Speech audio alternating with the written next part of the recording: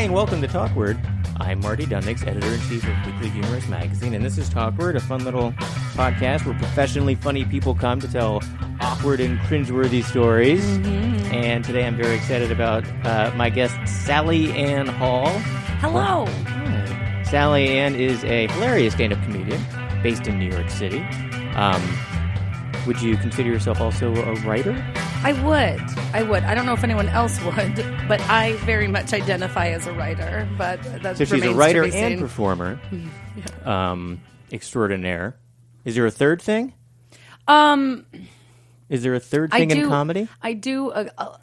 I'm getting a little bit into acting, but goddamn, am I bad at it? Oh, I'm so bad. I feel like in today's world, everybody who does stand up ends up having to do some sort of acting. Or if you're a performer, if you're like a UCB improv person, that's the only people you see in TV commercials these days are the comedians. Well, yeah, because I'm like, I can be funny, but like if you... Like, I have to audition all the time as mom, which I'm about to be 29 tomorrow, so like... You don't look old enough to be mom. I couldn't agree more, but I constantly am being cast as like a mom for like little web things just because they're like, oh, we just want a funny, goofy person. Yeah. So I'm like, okay, well, I'll do that. You're a TV mom, which is like TV friendly. So it's like, she's younger than you'd expect, but it's what we want the TV audiences to think is a and my husband's hip mom. A huge, fat old dude. Exactly. Yeah. That's what the people want to see. They want to see their version of reality. It could happen to them. Look at the television. Right?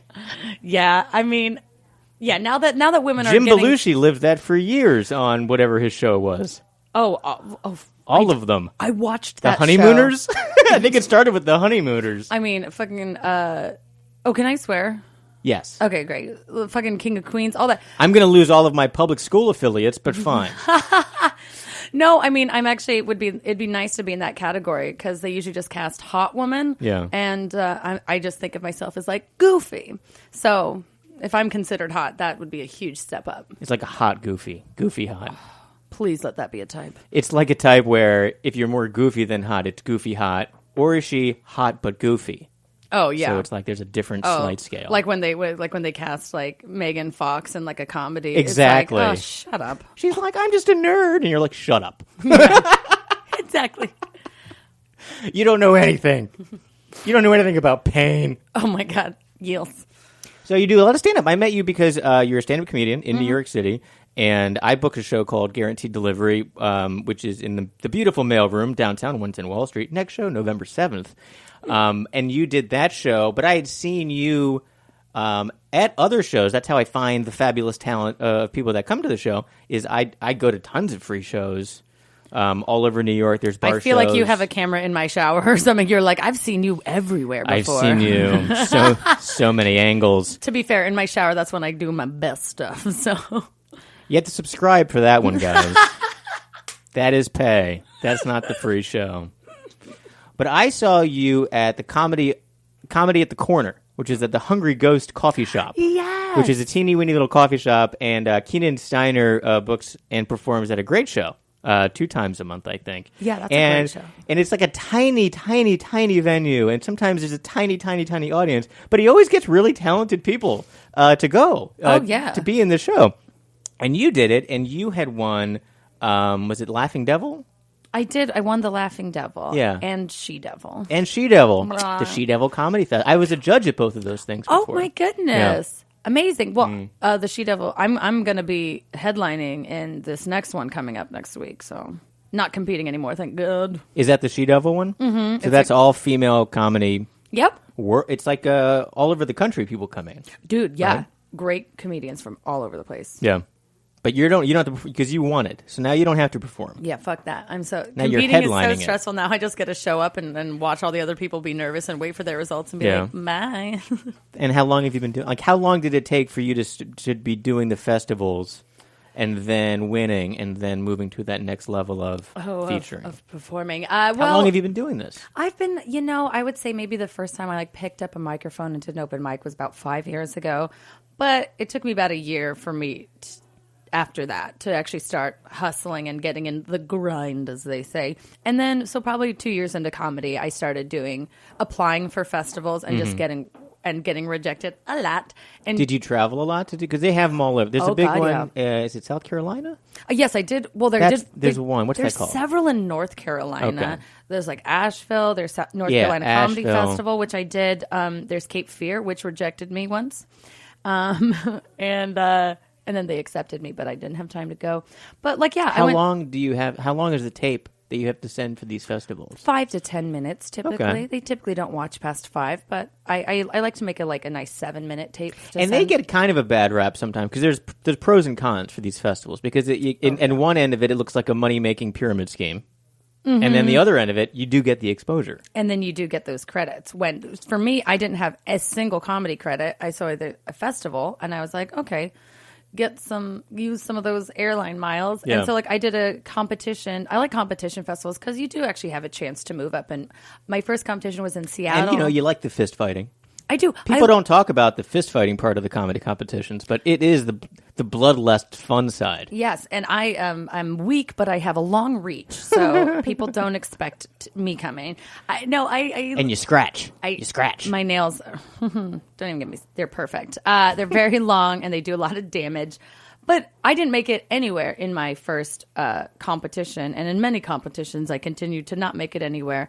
But that's fine. That's just another thing. But once you get some competitions on your belt and you end up doing well, then you end up getting booked. And so honestly, just the more that you do, the greater chance that one of them you're going to like win or like get second place or something. And it's a fun starting point for so many people who have the talent, but they haven't got the exposure yet. Yes. So they get to go. And for some people who have no talent, but they just have the heart, they can try. And they get the opportunity to try, and then maybe not do well, but at least they tried. And they got the audience, and they got the participation, and they got to give it a shot. And you learn. And maybe they want to keep going, but like this, it's a great first way to throw yourself into a big audience. And see what you can do. And it actually really shows you what your weaknesses are when people are, and you're like, oh, that person is better at these kind of jokes. They're responding more. Like you learn how to be better for and the you got to next be competition. funny in it's like 5 minutes. Or less, right? Yeah, showcasing when I was is judging, tough. it was so hard because it's so hard to get your premises out there in like 3 minutes, 5 minutes. And just, burp, burp, burp. Like you pretty much had to go up there with like one joke. Yeah, you're like, I want to be funny. I want to be original. I want to show who I am. I want to have like a unique point of view. I want my jokes to be tight. I want that, I want them to see more of me. There's all these things. And so you're like, oh, of all the jokes that you have, you're like, what are my tightest, funniest, blah, blah, blah, blah, blah. And then, like, you can see someone go ahead of you and do, like, the exact same joke. And you're like, damn it. Now I have to quickly pick another one. And then, but do you learn quickly how to be more polished? Like, do you by looking at all those people perform, you're like, oh, they got it. They have it more together than I do. Yes. That's much better. Yes. Like, you have strong... It's like, I have strong jokes, but I'm not delivering them right yet, you know? I feel like that's what as an observer of comedy, when I go and see people, you can see someone who has a really funny idea, but they're delivering it like absolute garbage right now. But then you watch someone else who maybe doesn't even have good material, but their presence is so good. You're like, oh, they're confident. Yeah, some people are just naturally funny, naturally confident, stage, because you get judged on like stage presence, originality, comfortability. These are all like the categories in all these competitions. So yeah, some people who maybe have not that tight of jokes just can get up there. I saw a guy who won Napoleon Emil. He won March Madness at Caroline's. I remember he walked on stage, he just goes, hello, and everyone fucking died. Yeah. And I was like, that's a fucking comedian. Like and he also has great written jokes, but I was like, oh, if you can make someone laugh from a hello, you're good. Like you have them. Yeah. You know, like they were already into you and you've done pretty much nothing. Yeah. Everything you say from now on is going to be great. That's how, maybe 2 shows ago, Kendra Cunningham was on. Do you know her? I don't. She's like a Boston bartender kind of a shtick. Awesome. And she's been doing comedy a very long time, and she's very, very funny.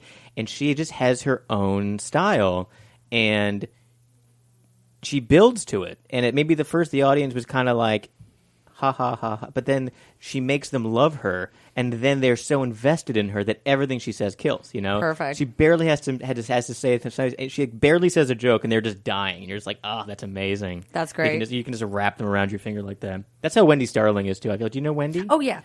I know of her. We're not close. She's a legend, that Wendy Starling. She is. She is. She's very funny. She's very funny. And then also, do you know Micah Fox? Do you know Micah Fox? Micah Fox, yeah. I just was on her show live from outer space. At the last Cobra week. Club? At Cobra Club. How's that? That's a great show. I've done it twice. I love that show. It's an awesome show. I think she's very funny, too. She was just on Guaranteed Delivery last week.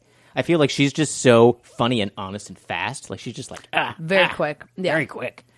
Yeah, these are my favorite people.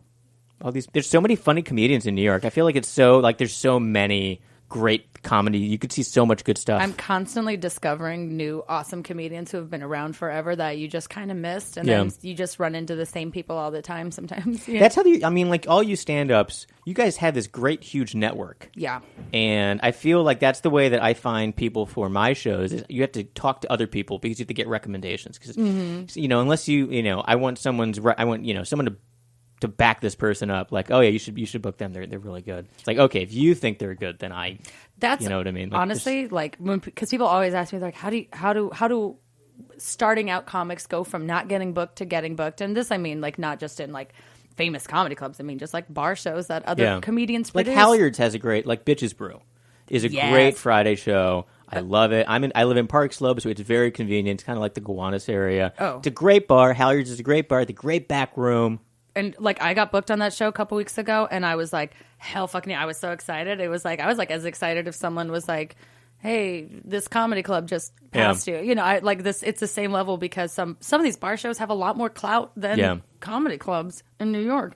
So Halyards, they get names to drop in, but then they also get new people. You never know who's going to be there, but they always have a great lineup. Always. And it's all from, like you said, recommendations. People knowing you, like, just being like, be around, and that will get you. Because then people who are just comedians on your level will approach you and ask you. Yeah. Also, if you book a show, that really helps to get booked. I ran a show for about a year before people started booking me. So you just got to put in your time. You really do. And you still book a show called Left Breast? Left Breast Comedy Hour. Yes, it's still going. It's with my friend Kimberly De Niro, super funny, also a female comedian like myself. And it's all women or like trans, non-binary, like any like non-dude person can perform. I'm hearing that non-binary word a lot. Yeah, because we don't want to be like anyone who identifies as women or basically just who doesn't identify as a man is fine. Yeah. So that's the show that we book, and it's really funny. But it took a lot of like venues. What is a cis man? I've heard that before, cis. And I've never asked, but people always say it. I'm like, I feel like it's happened so much now that I feel like an idiot asking what this is. And I'm actually a great person to ask because I actually studied women and gender studies in college. Cis is basically just a way to decentralize the norm because we'd be like, oh, heteronormative. Basically, it's like, because the normal is not named, cis is the name for it. So if you're cisgender, it is you identify as a gender that people assume that you are, that you were born with, or that the doctors told you. So a you cis were man is just a man. Stereotypical. Exactly. And if you're a cissexual or something, like then you are like hetero. It's interesting though because coming from someone who doesn't know anything, you hear the word cis and you think it's short for sissy. Oh yeah, I know, right? Which is completely hilarious. The opposite of what you're saying. Totally. It's it's basically just a way to be like, we don't want to call you normal, but we want to just have a name so that you are not considered the standard. Yeah. So that you are othered in a way, and that people you should just call normal dudes. Just call them dicks. Oh, we have for many years. I know, in my circles. Exactly. Just call them that. Douche, dicks, all that. Yeah, that's fine. But like I can be, but I'm like a cis woman and a cissexual because I'm straight and I identify as female and woman and all of those if you will. You're basic. Oh, I'm a cis basic bitch for sure. Basic bitch. Yeah. How long have you been in New York? 8 years. 8 years. Does it feel like 8 years, or do you feel like you're just off the boat? Oh God, no! Actually, my sister just came to town for the first time. You seem like a normal Midwesterner. Yeah, I definitely have that vibe, but I'm also a raging cunt, and I think that And I think that's where New York comes in. My sister she left town this morning. She was visiting me for a week. She'd never been to New York before. She's from Idaho and Alaska like I am. And You're from Alaska? yes, that's where I was born and bred, my friend. Yeah. I said Midwest and I was way off. No, but I get that all the fucking time. Like it's not Alaska. culturally so different. You it's guys just can a bunch see of Russia white people from your house. from Sarah Palin's house. Yeah. You know, fun fact: Sarah Palin never said that. I will say I'm not a fan of hers, but that is not an actual direct quote. I wanted to defend the fact that Russia is very close to Alaska. Oh no, like They used to be connected before everything broke apart. yeah. That's how people traveled between those two areas. Girl, you're telling me. And, know? I mean, there's a lot of Russian culture left over when I is was there in a, Alaska. Like, is there a Russian population in yeah, in there's like Alaska? Russian Orthodox churches. We grew up. We would like play with like Matrushka dolls. There's like Russian said it nesting so dolls. Russian-y. Matrushka. Wow. Yeah. Well, I mean, yeah, and like Do you have babushkas grandmas in Russia? We know what. Yes, some people have them. I'm Hungarian. Very So exotic. my Hungarian grandmother, Mimi, had babushkas. Oh, We made lots of chicken paprikash and goulash and all kinds of look at you, so culturally rich. Yeah. My ancestors It's why my face is so fat. I'm Hungarian. But when my ancestors were actually from Sweden and Norway, so they were just like, "Oh, Oh, where's my. a shitty place that we can live?" Because this was in like the fucking 1800s. Because a lot of those immigrants from Sweden, they went to the upper Midwest. Yeah, so they kind of moved there. They were basically giving out Fargo-y. free land in Alaska. So Yeah. we came out and we homesteaded. But yeah, a lot of people came through Canada and Wisconsin and all that bullshit. Alaska, that is Yeah, so girl. interesting. What kind of work does your family do in Alaska? Like, what's the industry in Alaska? My family is largely in home building, so Okay. like construction and Cool. stuff. Yeah, that's the hall quality homes and hall quality builders. Is this a family business? Yeah. That's awesome. What's it called? Oh, Hall, H-A-L. My last name. H-A-L-L, Hall Quality. homes and hall quality builders. There's a lot. And then, but yeah, What's the website? hallqualityhomes.com? I think so, probably. Check them out. If you're building a home in Alaska, you can't get better than You can't. Hall Quality Homes. This podcast is brought to you by hallqualityhomes.com.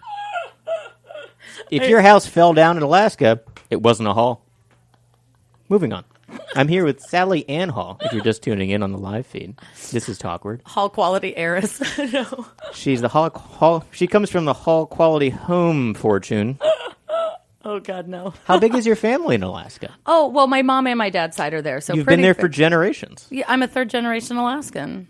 Wow. I have a lot of family members who still think Alaska shouldn't be a state, and that's what they're most angry about. It could be its own country, for sure. Well, they were there when it was a territory, and they're like, "Stay out my business," and that's kind of the Alaska way. Yeah, they're Stay very out my anti. fucking business. Well, they're so far away from the continental U.S., And right? that they are so thrilled about that. You always have to pay for extra shipping and things like that. Anytime there's a deal, That's why you it's kill always it like, yourself in Alaska. yeah, exactly. Anytime there's anything like a Subway sandwich promotion or a Burger King ad, it's always like blah blah blah. Not in Alaska, or not only in the continental United States. The lower 48 is Lower what 48. we call you mainland pussies. Yeah, Do you? we do. We say it with disdain. And if you are a native Alaskan, is that Inuit? Oh, that's a tribe. Yes, that is a tribe. There's many There's native many. Alaskan Okay. tribes. So you could be Inuit. There's Athabaskan. There's Tlingit. There's Aleutian. The Aleuts for the Aleutian Islands.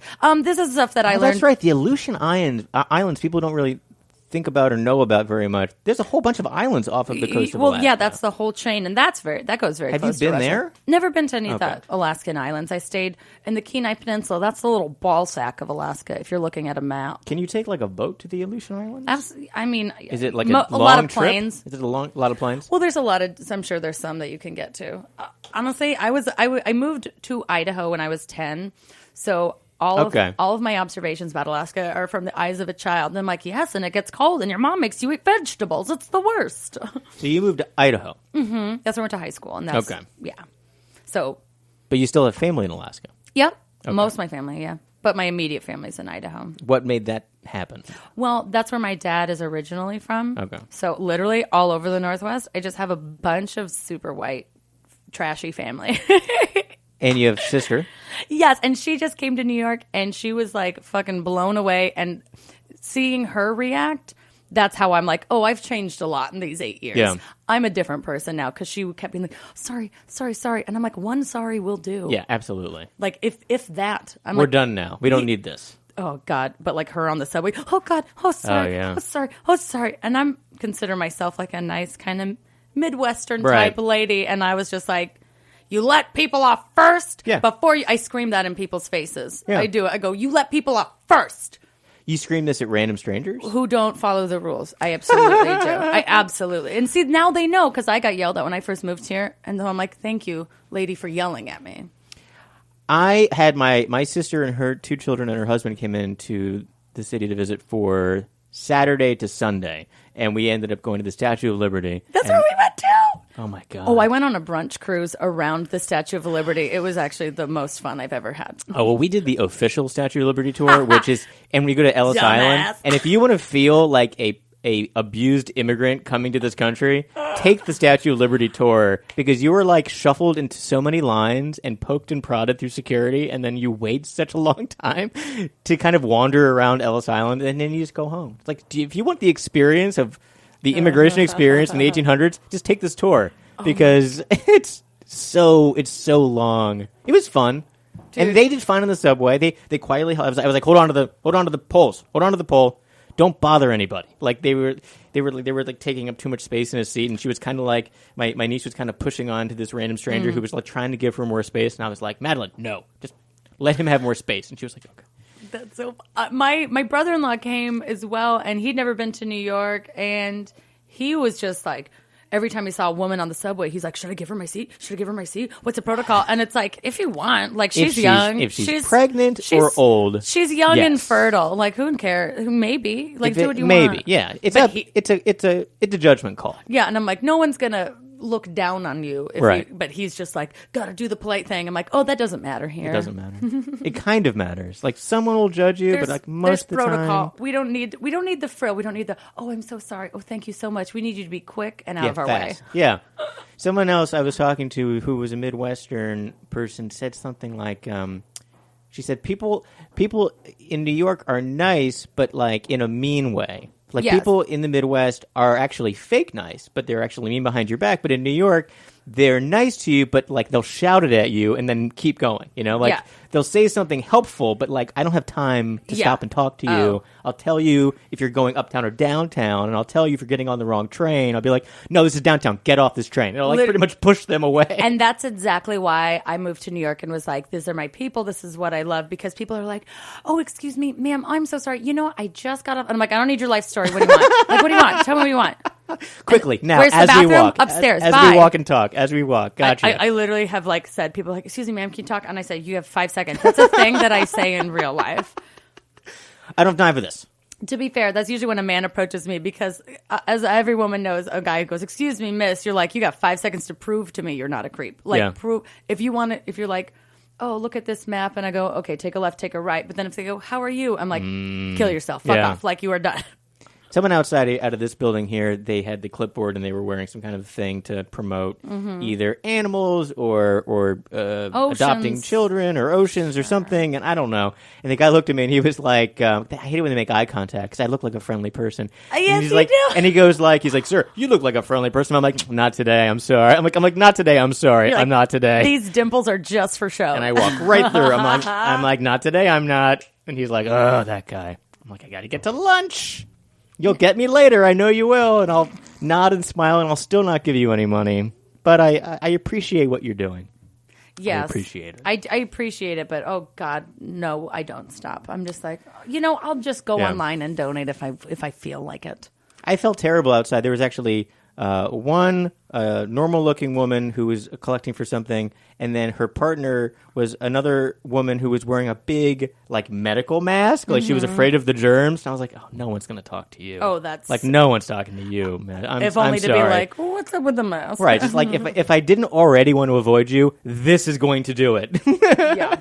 Like, I don't know what you have or what you think I have, but we're not talking today. Oh my God. I remember after the election, and like a lot of people did, I like set up like a donation to Planned Parenthood, like monthly thing.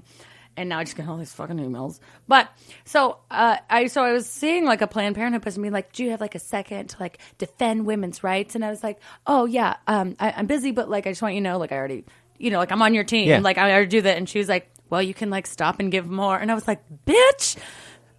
She's like, I you got a guilt quota. me and I'm on your side. She Get the doesn't care. fuck out of here. All they have is a quota. But then I was so fucking dumb because I was just like, but pat me on the back for already being a donor. Like, I already do so much to help your cause. And then I lost my debit card and they're like, update your payment information. And I was like, oh, that's a whole thing. How about... Yeah, that is a whole thing. How about we just walk away from this now and I never have to do this again. That's how I tried to quit a gym, and then they somehow got my new debit information. I was like, wait, because I had to get a new like Bank of America card, and I thought, well, this will just end things easily. Like I'll just never pay them again, and then I'll get to leave. You. And then it was like, oh, we updated it. I'm like, wait, who gave you all of my debit information? Oh, Bank of America did. I'm like, God damn it, Bank of America. Now I have to go in and officially quit this gym. Yes. I was at a bad point, and I don't know if other people do this, where I was actually a member of like 3 gyms at the same time, and I didn't go to any of them. Yeah. And it was a point of shame. And quitting gyms, like officially quitting gyms and getting that gumption, I felt better quitting a gym than I ever felt joining a gym. Like you felt good joining a gym because you think you're going to do all these things and be all healthy and lose all this weight, and you don't. You fail. But it's always like, well, how much money is it costing me a month to not go to the gym?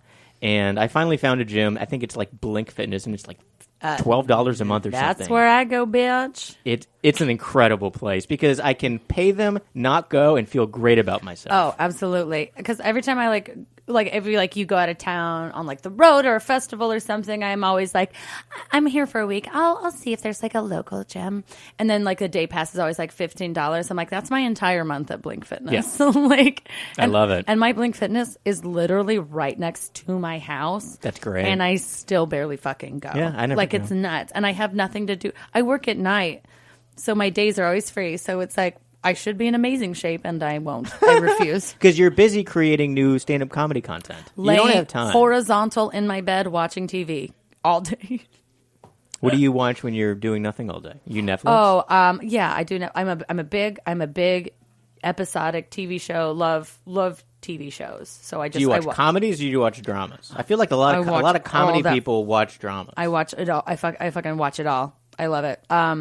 A lot of like HBO, a lot of streaming stuff. I like the Bored to Death. Did you ever see Bored to Death? Bored to Death's a great series. Great show. Great series. Only 3 seasons. I couldn't believe it. So funny. Really funny, really unique. Took place in Park Slope. Had mystery. Had adventure. Had Ted Danson. Yes. Oh, love. Good Place. I'm watching. Love anything with fucking Ted Danson. I never watched Cheers growing up, so wow. I recently just started. Like that's like my wind down. I just smoke a lot of pot and I just watch Cheers and I fucking laugh my fucking head off because I'm not one of those like snobs where I'm like, oh, this is not my brand of comedy. I'm like, right. For what? This is very good. It's good sitcom writing. Yeah, I can't like How I Met Your Mother. Even I got a little like I don't know how much I can fucking watch all that, but like every fucking episode is like so funny. I loved their jokes, and also I'm really high when I watch it. So it's clever. It is clever. And then even they started rerunning like Frasier. Frasier's funny. Frasier's good. And then I was watching accidentally some Big Bang Theory last week because I was like turning on the TV and it was already on Never CBS. got into that. And I was watching it and I'm like, these jokes are so bad and the laughter was so canned. Yeah. And I'm like, this is so different than like a Cheers. Yeah. Like where it seemed like the audience was actually laughing versus what is being kind of like forced at you now. This is when you laugh. You laugh now. And you're like, I guess I'm laughing. Because I feel like I have to. And Friends, I think, was a lot like that. But I will defend Friends to I the love death. Friends. Friends is great. That is 100% the reason I moved to New York. Yeah. And it still is. And now everyone dresses like they did on Friends. So it's just like full circle for me. Things definitely came back. The 90s came back. And I live in Williamsburg, so in a very big way for me. What I started seeing is people putting photographs online that have the developed at like the Kodak date and time in the photo. Like it was made, like it was actually, like the hipster kids are now getting real pictures developed and then like scanning them or taking photos of them, and that's their Instagram, which I think is hilarious because that's how, it's like, it's finally like my Match.com photos are becoming not really old. They're just hip now because like the photos are so old on my dating profile that they have the little photos. They have the little date at the bottom and where I got them developed. Like, oh, he's so kitschy. Like, it's not. Yeah, it's not actually from 2000 and just 2000. It's not. It's not just from 1999. He must have just been using a vintage camera. It's like, no, he's vintage. Oh my God, it's crazy that I don't feel like I'm so much.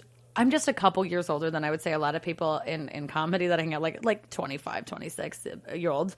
But I'm like, I feel like so much has happened. Like they don't remember going to high school parties and like taking a disposable camera and then going and like developing that. Like I was at high school parties where that happened. And when I moved to New York 8 years ago, like smartphones weren't really a thing. I was navigating the city looking at like maps made of paper. Yeah, we had paper maps. They worked. But like 25-year-olds who like they're literally just like, I don't even remember life without Instagram. Like, it's crazy. The only thing that I like about the future that I would say changed my life completely was turn-by-turn navigation in cars. Holy shit. Like, I used to get so... Because people would say, like, what did we do before turn-by-turn? And people would say, oh, we got along okay. And I would say, no, we didn't get along okay. I got very lost. Like, I would get lost for hours in my car, just screaming, like... Asking for directions used to be a thing. I used to never... but I wouldn't ask... I would ask for directions when I was, like, hours late. No, because you're a man, and that's a real stereotype that is it's kind of gone now, but it's very much true. Yeah. I would never stop and ask for directions. But, like, remember those big-ass atlases on road trips? Yeah. You have to pull over, get it out, put it over the hood of your car, and be like, where the fuck am I? Yeah. Now everything is so easy. Like, you don't even think about directions. You're like, oh, I'm just going to go wherever this robot's telling me to go. I literally was, like, on my way out the door, and I go, okay, where the fuck am I going again? Yeah. And it was just no problem. No problem at all. Amazing. So how do you come up with your comedy jokes? What would you say is if you had, like, to label yourself as a comedian? I would say I'm much more personal than observational. Most of my observations are based on personal experience. I would say I have a very feminist lilt, but I do tend, because I come from a very conservative background. Oh, so is everybody in the Alaska family very conservative? Yes. Are they religious? Yes. Oh, wow. Yes. Very much so. Are they still religious? Oh, yeah. Even the family in Idaho? Mm-hmm. Really? I've got a pretty religious family. I would say more on my dad's side than my mom's, but what's their opinion of your comedy? They're very supportive. Every time they've nice. seen me and do comedy, like when I go home to visit and stuff, or when I go to Seattle or something, they come and I have to change my set a great deal. Yeah, a great deal. Well, they know that they've looked up all my stuff, so they know what I say. Yeah. But we just kind of pretend like we don't. Yeah. Like I can't say like, so sucking 1,000 dicks, right, Dad? Like I can't do that. But I can say like, fuck and stuff. I think they would be one time. This is my mom's best review. My mom is like a very sweet, very proper woman, and she was like, after a show, she's like, well, that's my little girl talking about her boob hairs. And I was like, dream. oh, you haven't even scratched the surface of like the dirty shit I talk about. You're like, that's just my intro. Yeah, literally. That's just like me saying hello. That's like us shaking hands. That's like my clean set. Like that's my family friendly TV set. I have a 2-minute joke called "Can you even handle this dick?" It's a 2-minute joke, and I'm like, for sure I can't say that in front of my parents. But like I know I do worry about that every day. Like if I have a special come out and my parents are gonna watch it, I'm gonna be like, just let me not be in that room when they watch it. Do you have like a solid 10 minutes that you use for your late night set to submit to places? Yeah, that is clean? mean, I've got like at least 10 clean minutes for sure. But as far as what my late night set, like what I want to submit, there's like it's constantly changing and growing, and we're always trying to get that. And here's the thing, you have to keep updating your tapes. So I had like a really great like 7-minute tape, but it's 2 years old now, so I can't really use that, and I don't really want to. I kind of want to always I try to always be writing and getting more things in. But yeah, there's certain jokes that are like the greatest hits that are like. Well, I mean, you have jokes that you have been doing for 2 years, probably. Oh God, yeah. That are still like they always for longer. They're the hits. Yeah. So would you just retape those same jokes? Yeah. So yeah, sometimes like because now it has to be HD, all that kind of stuff. Yeah, and I mean, some people are like, I have my Type 5 because that's really what a late night set is. It's like a nice Type 5. I tend to experiment a little bit more with Type 5s. Like if I'm in competitions where you have to do a bunch of Type 5s, I like to vary it up because I get very bored telling the same jokes all the time. But who knows? I haven't been on late night, so like I don't even know if that's a good fucking strategy. But you will, obviously. Yeah, do you know a guy? If you did this show, this podcast is obviously a springboard for bigger and better things. Seth Meyers, if you're listening, I'd love to do your show, and I'm available on Thursdays. Thursdays specifically. Yeah, that's other than that. Well, I'm sorry. If it's Monday, no, she is busy. I got plans. She has a thing on that day.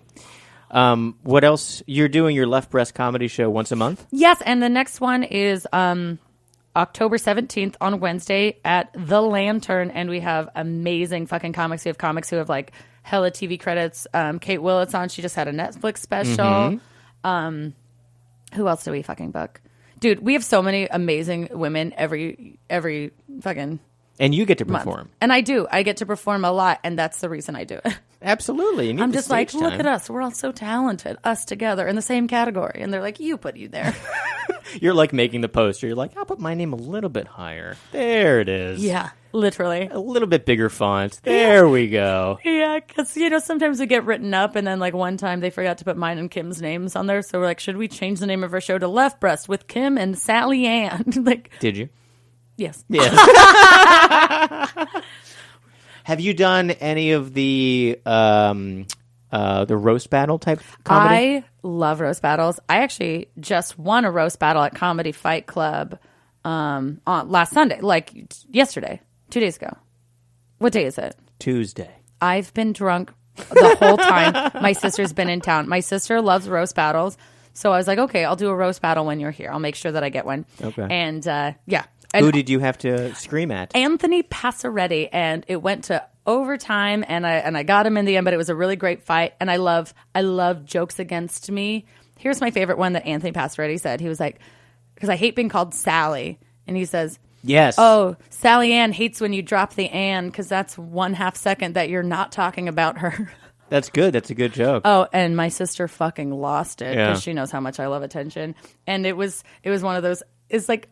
That's why I do roast battles, because I really like people holding a mirror up to you and be like, we noticed this about you. And you're like, oh, I thought, ooh. And it's good it seems fun for the camaraderie of the comedy community. Like, you get to make fun of people, but it's because you know them well enough to make fun of them. And here's the thing. Me and that guy didn't know each other very well, so we had to do research, which is also fun. How do you do research for a roast battle? Well, ask friends, basically just online. Yeah. I couldn't find much about him online, and I made fun of that. Yeah. But he would just look. And here's the thing. This is like a really cool comedy thing that I very much love, is that when we're roasting people, we will email each other and give each other, be like, ammo. Yeah. Because I'm like, anything about you? And he's like, yeah. And he told me all these facts about That's him. Nice. I told him all these embarrassing facts about me, because we just want a good show. And so I do love roast battles. And roast battles is another way that I've gotten like bookings and comedy clubs. Yeah, it's a good way to promote. It's a good way to get out there. Because a bunch of comedians are watching you. So if you do well in front of them, they'll be like, hey, do you want to do my show? Yeah, that's true. So I've gotten a lot from roast battles, and it was a really scary thing at first, but now I've done like hundreds of roast battles. Yeah, like looking back on coming to the city, you said 5 years ago? Mm-hmm. 8 years ago. I started comedy about 5 years ago. You started comedy 5 years ago. So starting back from 5 years when you first started doing comedy and looking at yourself now, are you just like, oh my God, like I'm so much more comfortable, I'm so much more confident, and has it improved other parts of your life? Like being so confident and being so much more, polished and ready to go. Like you can hop on stage and just do 10, 15 minutes in front of a crowd. And I mean, like, would SallyAnn from Alaska be so proud of you? I think, comedy was always my favorite thing. And so my thing when I moved to the city is I would just see a bunch of comedy. That was my favorite thing to do. So I never thought that I would ever do that. So if I could tell myself, I'm like, yeah, you're going to actually try to do it for a living, I would be like terrified and be like, what are you thinking? Who do you like? Like who when you were a kid did you watch and say like, oh, they do stand up, I want to be stand up like Sarah that. Silverman's probably all-time favorite. But I don't remember liking her that much as a kid because I didn't get her as much. Now I get her. And I'm like, you are so funny. Who did I like growing up? Honestly, I'm sorry to say it. Really like Louis C.K. Of course, everybody fucking did. Jim Jeffries, weirdly, is one of my favorite comics, even though he's very popular for being misogynistic. But I think he's an amazing joke writer, an amazing storyteller. Yeah. I love his whole thing.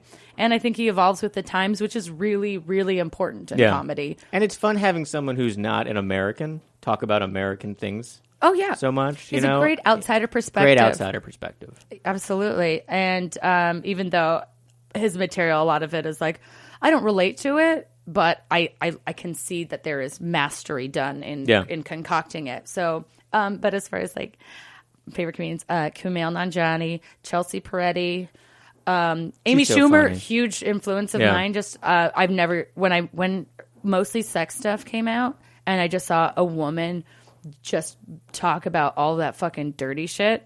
I literally was like shaken to my core. I was like, that's the most, and so that very much is like when I started comedy. I'm like, I want to be that. Yeah, that's great. And I don't think we're very similar now, but like you grow but she also grows and evolves as an artist, which I do appreciate. Yeah. And now you're doing the acting.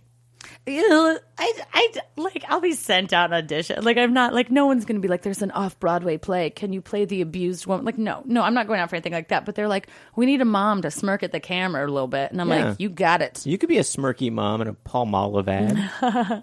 I mean, like my dream job would be like you write your own TV show, star in it, like all the I mean, like I'd fucking love that shit. The SallyAnn show. The SallyAnn show. That'd be fun. I can hear people cringing already, like, ugh, most annoying program ever. Well, they could do a reboot of something that's already been done. That's what they always do. The SallyAnn show. You can be on that. Oh, I mean, honestly, but like a late night talk show host would be great too. They need a woman. They tried that already. That only lasted with Michelle Wolf. I liked that show. Oh, but I thought it was a great show. But that was streaming. I mean, like on a fucking network. Yeah, like NBC. Yeah, that'd be cool. Yeah, that could happen. I think it will. Maybe in like 30 years? We got to wait for one of those guys one of the Jimmies to retire. Jimmies, yeah. The James or the Jimmy. One of the Jimmies or the Jameses. Yeah. They'll get, something terrible could happen. Who knows? Better watch where you're going, Jimmy. Like, I know. You're going to start like sneaking behind the Jimmies. So you have to tell a funny, awkward, cringeworthy story. Do you have any? Oh, God. I have one that happened a couple weeks ago. This was the weirdest gig I've ever done. So 2 days a week, I am a singing bartender. Really? At a gay piano bar. It's called the Duplex in the West Village. Oh, that's fun. Yes, it's very fun. And so we have a lot of regulars there. And I'm not a wonderful singer, but I have a fan. This Brazilian woman who just comes in super drunk and just goes, sing Fly Me to the Moon, and then gives me about $100. And I'm like, okay, not one of the songs I sing, but sure, I'll do it. I'll do anything for $100. I've done Welcome to New York. I've done a lot more for a lot less. I don't know. So anyway, she just for some reason loves me. She works for a very fashionable clothing brand in Brazil, and she said, I have clients. I'm going to be coming in for a client dinner. I would love for you to sing for us. And I was like, oh, hell yeah. Awesome. Fuck yeah. I never get singing gigs. Totally. And she was like, I want you to sing New York, New York. I'm like, all right, fine. Not like one of my better songs, but I can do it, And then, so I show up at the restaurant, and it's not like a stage. There's no band. There's no piano. It's just a 5-star restaurant, and there's just a table of people in a huge dining room on a Saturday night full of hundreds of people. And I'm like, is there a microphone? She's like, no, just come to our table and sing a cappella. You're like a singing telegram girl. And I was like, what? And then but I wasn't dressed in, so they gave me a dress to wear this like huge, long, like super expensive dress that covers me from like neck to toe. And she like made me wear heels and like made me wear a lot of makeup. She was dressing you up like a doll? Well, they were a fashion people. Yeah. So I was like, okay. Anyway, and so she's like, okay. And they shut off the music for the whole restaurant. And she's like, come out. And then it's just a bunch of like old billionaire Brazilian people. And I'm like, excuse me. And everyone in the restaurant starts looking at me because the music got shut off. And the music was like, and then I'm just like, hi, everybody. Welcome. Welcome to me. And then I just go, start spreading the news. And I start snapping. And they all just look at me like, what the fuck is happening? And I have to sing the whole song in abject silence. And they're just looking at each other like, is this real? They're trying not to laugh. I'm not on. And like the waiters are walking around me because I'm standing in the aisle at a busy 5-star fucking restaurant.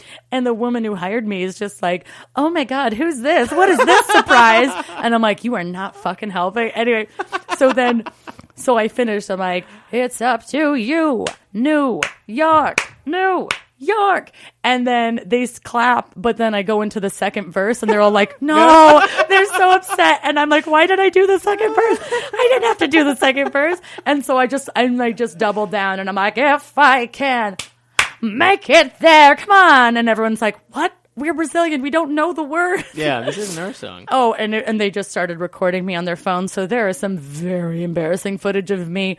It's very hard to embarrass me. But after that, they were like, brava. And I just went away and I just in a corner and I just sat down and was like, what the fuck did I just do? It was like, and then they just resumed and all the waiters were like, what an inspiring performance. And I'm like, shut the fuck up. I'm a waiter too. Shut up. It's awesome. Yeah. So that was, that's a great story. So yeah, that's on, I'm on YouTube someplace. I'm sweating just thinking about it. Just like, because they made me hide in the corner. They're like, I want you to be a surprise. So I'm like crouching in this corner so they don't see. It's so ridiculous. But I got paid $300. Boom. It's great. And this happened recently. Yeah, this was like 2 weeks ago. And I'm just like, this is how I make like when people are like, do you make money off comedy? I'm like, no, but weird things happen to me. Weird things happen and I get paid. So yes, it becomes comedy. Yeah, I'm like, I make money talking about the weird things that do pay. That counts. Yeah, I'm like, I don't know if I have $300. No one would pay $300 for like, 2 minutes of my comedy, but for an awkward song, oh boy. Yeah, there you go. You take it where you can go. So if anyone needs a singer for a restaurant, I know a really great girl. And then people can go see you at Duplex. Yes, that's a great. I work Thursdays and Saturdays at Duplex, so come and tip And you me. sing with like a pianist. Yes, I do. It's like you have to audition to work there. It's a very intense place. That sounds fancy. So yeah, so that's nice. And I got that. They hired me because I was a stand-up. They're like, oh, I do more like the karaoke songs. Yeah. I'm not singing those fucking ballads from Broadway. Oh, no way. So check her out at Duplex. Your next show, Left Breast Comedy, is at the Lantern. At the Lantern. 8 p.m. on October 17th. And do people need to buy tickets? No, but no, it's a free show. You just buy an item. So just show up and be ready to laugh. Last one, we had like 30 dudes there, and it was very uncomfortable. Is it all female comics? Mm-hmm. Okay. But it was a bunch of dudes who they were like, I was like, is this a bachelor party? And they were like, yeah, but you're no stripper. I'm like, wow. Wow, yikes. So don't be that, but show up. Don't be such a cis male. Look at me using it correctly. Boom. Pretty good. Today's podcast is brought to you by Swill, a liquor store in your pocket. Go to getswill.com and use code FUNNY5 for $5 off your first order. It's a great app. Oh, I'm going to fucking use that. I'm like, $5 off liquor? Hi. It lets you price compare from liquor stores around you. So you could buy a type of gin and say, oh, well, they sell it for less. I'm going to buy it from them. I know. It's a good thing. It's very interesting. I'm going to get it. The next Guaranteed Delivery show is November 7th, so make sure you check out that. Go to guaranteeddelivery.tv.